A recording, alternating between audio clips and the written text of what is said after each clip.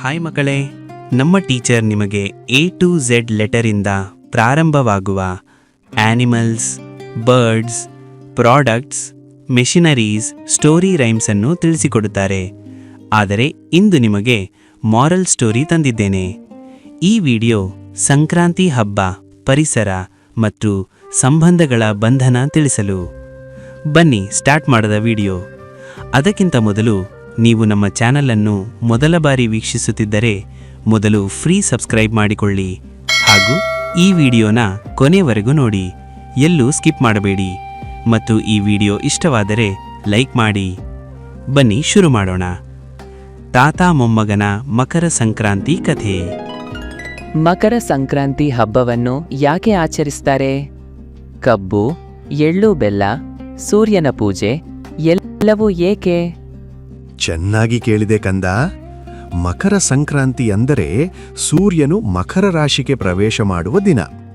ಈ ದಿನದಿಂದ ಸೂರ್ಯನು ಉತ್ತರಾಯಣಕ್ಕೆ ಸಾಗುತ್ತಾನೆ. ಉತ್ತರಾಯಣ ಅಂದ್ರೆ ಏನು ತಾತ? ಅಂದ್ರೆ ಸೂರ್ಯದೇವರು ಉತ್ತರ ದಿಕ್ಕಿಗೆ ಪ್ರಯಾಣ ಆರಂಭಿಸುವ ಕಾಲ. ಇದರಿಂದ ಚಳಿ ಕಡಿಮೆಯಾಗುತ್ತದೆ, ಬೆಳೆಗಳು ಬೆಳೆದು ರೈತರ ಶ್ರಮಕ್ಕೆ ಫಲ ದೊರಕುತ್ತದೆ. ಅದಕ್ಕೆ ರೈತರು ತುಂಬಾ ಖುಷಿಯಾಗಿರ್ತಾರಾ? ಹೌದು ಕಂದ, ರೈತರು ಭೂಮಿಗೆ ಕೃತಜ್ಞತೆ ತೋರಿಸುತ್ತಾರೆ, ಹಸು ಕರುಗಳಿಗೆ ಪೂಜೆ ಮಾಡುತ್ತಾರೆ. ಅವು ನಮ್ಮ ಜೀವನಕ್ಕೆ ಎಷ್ಟು ಉಪಕಾರ ಮಾಡುತ್ತವೆ ಅಲ್ವಾ? ಅಮ್ಮ ಎಳ್ಳು ಬೆಲ್ಲ ಕೊಡ್ತಾರೆ, ಅದಕ್ಕೂ ಅರ್ಥ ಇದೆಯಾ? ಇದೇ ಕಂದ, ಎಳ್ಳು ಕಷ್ಟದ ಸಂಕೇತ, ಬೆಲ್ಲ ಸಿಹಿತನದ ಸಂಕೇತ. ಜೀವನದಲ್ಲಿ ಕಷ್ಟ ಸುಖ ಎರಡೂ ಬರುತ್ತವೆ, ಆದರೂ ನಾವು ಸಿಹಿಯಾಗಿ ಒಟ್ಟಾಗಿ ಬದುಕಬೇಕು ಅನ್ನೋ ಸಂದೇಶವೇ ಎಳ್ಳು ಬೆಲ್ಲ. ವಾವ್ ತಾತ, ಸಂಕ್ರಾಂತಿ ಅಂದ್ರೆ ಆಟ ತಿಂಡಿ ಮಾತ್ರ ಅಲ್ಲ ಅಲ್ವಾ? ಖಂಡಿತ ಅಲ್ಲ ಕಂದ, ಇದು ಪ್ರಕೃತಿಗೆ ಧನ್ಯವಾದ ಹೇಳುವ ಹಬ್ಬ, ಹಂಚಿಕೊಂಡು ಬದುಕುವ ಹಬ್ಬ, ಪ್ರೀತಿ ಮತ್ತು ಸ್ನೇಹ ಹೆಚ್ಚಿಸುವ ಹಬ್ಬ. ನಾನು ಕೂಡ ನನ್ನ ಸ್ನೇಹಿತರಿಗೆ ಎಳ್ಳು ಬೆಲ್ಲ ಕೊಡ್ತೀನಿ ತಾತ. ಅದೇ ಸಂಕ್ರಾಂತಿಯ ನಿಜವಾದ ಅರ್ಥ ಕಂದ.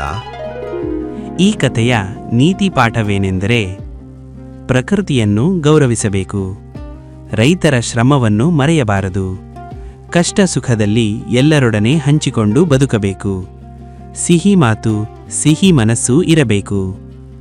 ಮಕರ ಸಂಕ್ರಾಂತಿ ನಮಗೆ ಒಳ್ಳೆಯತನದ ದಾರಿ ತೋರಿಸುವ ಹಬ್ಬ.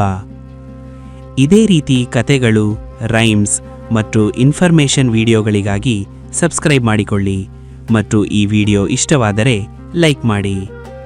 ಸಬ್ಸ್ಕ್ರೈಬ್ ಮಾಡೋದು ಮಾತ್ರ ಮರಿಬೇಡಿ. ಸಿಗ್ತೀನಿ ನೆಕ್ಸ್ಟ್ ವಿಡಿಯೋದಲ್ಲಿ. ಬಾಯ್.